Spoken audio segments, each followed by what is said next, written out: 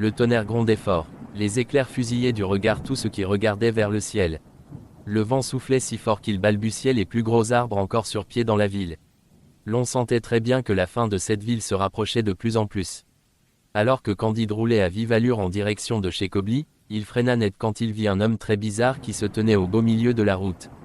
Mais qui est cet individu qui ne bouge pas, voyant très bien la Range Rover rouge de Candide Bocco? De coutume, les Boccovilliens n'hésitent pas à céder le passage quand ils voient la triple R passer. Mais là, celui-ci ne bougeait même pas et on sentait qu'il le faisait exprès. C'est à croire qu'il provoquait l'ange de la mort. Candide hurla dans la voiture, ordonnant à l'individu de céder le passage. Ce qui n'exécuta pas. Il s'apprêtait à sortir quand son fils le calma et décida de régler la situation. Il sortit donc de la voiture et alla vers l'individu. Il pleuvait des cordes, et le temps n'était pas du tout agréable pour rester dehors plus d'une seconde. Au moins, quand il pleut abondamment, les esprits et les créatures qui hantent la ville restent à l'abri. Donc les hommes peuvent circuler plus ou moins librement. L'individu portait une combinaison imperméable toute noire et avait mis une capuche qui cachait son visage. Arthur se rapprocha de lui avec une arme dans la ferme intention de lui tirer une balle dans la tête et de passer à autre chose. Mais il s'abstient de la faire, dit-il quand il se rapprocha de plus près et reconnut la personne qui lui marmonna quelques mots. Il regarda son père dans la voiture et lui fit signe de venir. Candide sortit de la voiture avec son frère et ils se rapprochèrent. À leur grande surprise, ce n'était qu'Ashokame qui jouait avec leurs nerfs. Il leur suggéra de l'attendre dans la cabane au milieu de la forêt. Candide hésita un instant avant que celui-ci ne lui dise qu'il travaille en réalité pour celui qui sait tout. À ces mots, Candide se calma et ordonna ensuite à son frère et à son fils de rentrer dans la voiture, qu'ils allaient se rendre dans la cabane au milieu de la forêt. Son fils et son frère n'y comprenaient rien. Connaissait-il cette personne qui sait tout? Sans aucun doute oui, mais ce monsieur Ashokame est finalement un homme plein de surprises, tantôt professeur d'histoire, tantôt kidnappeur et homme de main de Candide Bocco, et maintenant, il s'avère qu'il travaille pour quelqu'un qui sait tout. Qui est cette personne? Ça, nous n'allons pas tarder à le savoir.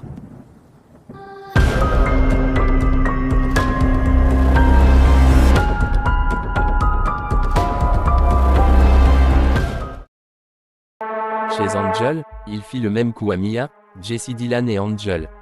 Ensemble, ils cherchaient un moyen pour agir efficacement pour en finir une bonne fois pour toutes avec cette histoire avant qu'ils ne viennent leur disent la même chose avant de s'en aller. Nos jeunes enquêteurs n'étaient pas prêts à y aller après le coup qu'il leur a fait. Mais d'un autre côté, ils savaient à quoi s'attendre et décidèrent finalement de partir. Sous une forte pluie, Damien et ses 3 autres compagnons ainsi que 2 de ses gardes, sans oublier Kobli et Roseline, étaient dans le jardin de sa villa. Les 2 gardes tenaient par le bras Roseline qui semblait résignée par sa mort prochaine devant une fosse. Damien, Mike, Cancan et Médécé étaient tout juste derrière. Kobli à l'écart les observait. Il n'attendait qu'une chose, qu'on en finisse le plus vite possible pour qu'il ait son argent et disparaisse pour de bon de cette ville maudite. C'est à ce moment qu'elles toutes commencèrent à entendre des grognements venant de la forêt derrière le jardin. Les grognements étaient si forts qu'on penserait qu'ils provenaient d'un lion pas loin. Mais Roseline comprit tout de suite. En quelques secondes, plusieurs chiens sauvages surgissent dans le jardin de Damien et foncent tout droit sur eux. Pris de panique, tout le monde s'enfuit vers le bâtiment à l'exception de Roseline. Le chien sauvage habituel faisait partie de cette meute, en réalité, il en était même l'alpha. Il prit Roseline par sa grosse gueule et l'emmena avec lui. Tous les autres qui fuirent ont également subi le même sort et ils prirent tous la direction de la cabane au milieu de la forêt par la suite. Alors qu'on s'approchait dangereusement de la fin de Boccoville devenue cité des esprits, l'on sentait que le dénouement de toute cette histoire n'était plus loin. Au cœur de la forêt de Boccoville se situe le lieu le plus lugubre de cette ville. Palais de tous les vices, viols, QG des malfrats, il fut également le sanctuaire des plus grandes cérémonies occultes de cette ville. Aujourd'hui, sous une pluie battante, avec un vent très violent et des éclairs qui mitraillent de partout, elle est le lieu de la possible résurrection de cette ville déjà morte par toutes ces tragédies. Tous les membres de la famille Bocco étaient présents, ainsi que Damien et ses 3 autres compagnons, sans oublier les jeunes enquêteurs. Chacun regardait l'autre avec beaucoup d'interrogations. Ashokame et le chien sauvage furent leur apparition dans la case. Après avoir balayé d'un regard la case, Ashokame regarda le chien et fit un signe de la tête. Celui-ci commença alors sa transformation en humain et ce fut une consternation pour tous ceux qui étaient présents. Il était totalement dévêtu et bien évidemment, Ashokame avait prévu un peignoir qui l'aida à mettre. Il se retourna ensuite et tous, à l'exception de quelques Bocco, virent une chose inimaginable. Quelqu'un censé être mort depuis plus d'un siècle, Henri Bocco, le premier des Bocco à être venu dans la cité des esprits, la transforma en Boccoville. Il les regarda tous avec un sourire narquois sur son visage. Il adorait ce regard investigateur et perdu que tous dans la case jetaient sur lui.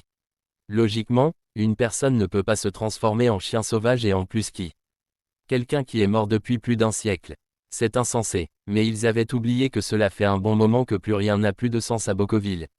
Même les choses les plus inimaginables peuvent se produire à tout moment. Je sais que vous êtes tous surpris de me voir, commença-t-il. Mais nous ne sommes point là pour que je vous explique les circonstances dans lesquelles je suis devenu ce que je suis aujourd'hui ou encore pourquoi je suis parmi vous alors que je suis censé être mort et enterré depuis plus d'un siècle. La situation est gravissime, vous ne le savez peut-être pas, mais si ce gros orage s'arrête, il y aura deux possibilités. Soit tout ce qui habite cette ville trouvera la mort dans le cas où nous n'appliquerons pas la solution, soit tout ce qui habite dans cette ville oubliera tout ce qui s'est passé depuis la première manifestation de la case des esprits, à l'exception de nous qui sommes dans cette cas. Bien évidemment, cette dernière possibilité n'aura lieu que si nous appliquons la solution. Et je pense que c'est ce que nous voulions tous. Bien, comme vient de le dire mon patron, nous devons appliquer la solution avant que cet orage ne s'arrête. Rappela à HOKME. Nos chers Bocco ici présents savent ce qu'il faut faire et le feront. Kobli étant le seul prêtre occulte se chargeant de la cérémonie. Alors, nous devons y aller sans attendre. C'est au moment, on s'y attend le mieux qu'on perd le contrôle d'une situation qui jusque-là on maîtrisait parfaitement. Candide Bocco pensait que rien ne pouvait l'empêcher de sauver sa fille, sa famille. Mais voilà qu'il se retrouve à lui-même faire ce qu'il veut empêcher à tout prix. Sacrifier sa fille, et si ce n'était que juste ça. Sa fille devrait aussi faire pareil. Cette cérémonie de purification serait sans aucun doute différente des précédentes. Car pour se tranquilliser, les esprits avaient besoin que deux membres de la famille Bocco soient déchaînés. Et ce ne seraient que les deux responsables, la fautive et le chef de famille. Dans une ambiance funéraire et lugubre, Rachel, Dame Laure et sa fille Evelyne chantaient ces chants folkloriques nécessaires à la cérémonie. Guy et Arthur menaient les incantations et Mia dansait. Toute petite, sa mère lui avait appris ses pas de danse spéciaux pour la cérémonie en lui disant qu'un jour cela lui servirait. Mais Mia et sa mère étaient loin d'imaginer que cela serait pour une cérémonie où cette dernière serait sacrifiée. Candide tenait un couteau de même que sa fille en face d'elle. Kobli au milieu des deux, tenait la cloche et les colla. Plus le chant et les incantations s'intensifiaient, plus le son de la cloche n'augmentait, Candide et Roseline n'avançaient de plus en plus l'un vers l'autre, le couteau pointé sur l'autre. Tous pleuraient, tous les membres de la famille Bocco pleuraient. L'orage s'apaisait de plus en plus. Ce qui n'arrangeait rien pour eux, car comme l'a dit l'ancêtre Hervé Bocco, si cet orage s'arrête, alors ce sera la fin de Boccoville. Soudain, un éclair mémorable éblouit tout le monde et s'ensuivit une foudre au bruit assourdissant. C'est à ce moment-là que père et fille se poignardèrent simultanément et que Kobli lança ainsi ses colas. Ils s'effondraient tous les deux au sol. La fille murmura, « Pardonne-moi, père », et au père de répondre à son tour, « Je n'ai rien à te pardonner, ma fille. Je t'aime et j'aurais voulu que les choses se passent différemment. » Après ces mots, les deux se regardaient fixement, couchés au sol. Ils se sourirent un instant avant de rendre définitivement l'âme. Laure cria de douleur et ses pleurs s'intensifiaient. Arthur et Evelyne se rapprochèrent d'elle pour la consoler. Guy et Rachel se prirent dans les bras pour se consoler mutuellement. Mia, elle, pleurait à chaudes larmes dans les bras d'Angel qui la consolait. De leur côté, Mike, Cancan, Médécet et Damien affichaient une mine de satisfaction. Dans cette étreinte mortelle où tout le monde s'étouffait, Kobli cria fort. Boccoville est sauvé. Tous les colas lancés se sont tombés sur la bonne face. Et constatez avec moi que l'orage s'est arrêté et pourtant nous ne sommes pas morts. Voilà, tout ce qui est mal finit mal, débuta Hervé Bocco. J'aurais bien voulu que les choses se passent autrement, mais bon. Au moins, la ville est sauvée maintenant. Certainement il n'y aura plus de case des esprits. La cérémonie a expédié tous les esprits présents autrefois dans la cave, cette fois-ci dans la demeure des Bocco. Tout cela fait partie de notre punition pour les avoir autant mis en colère. Le manoir des Bocco deviendra donc la maison hantée ou la maison des esprits. Aussi, comme je vous l'avais dit, une fois que l'orage serait terminé et que nous aurions réussi la cérémonie, tous les habitants de cette ville oublieront tout ce qui s'est passé depuis la première manifestation de la case des esprits, sauf nous qui sommes présents dans cette case. Je vous laisse désormais. Après ces mots, il s'en alla en s'enfonçant dans la forêt. Désormais, Boccoville n'était plus la cité des esprits. Encore une seconde de plus et Boccoville aurait disparu avec tous ses habitants. Encore une seconde de plus et Boccoville aurait disparu de toutes les cartes.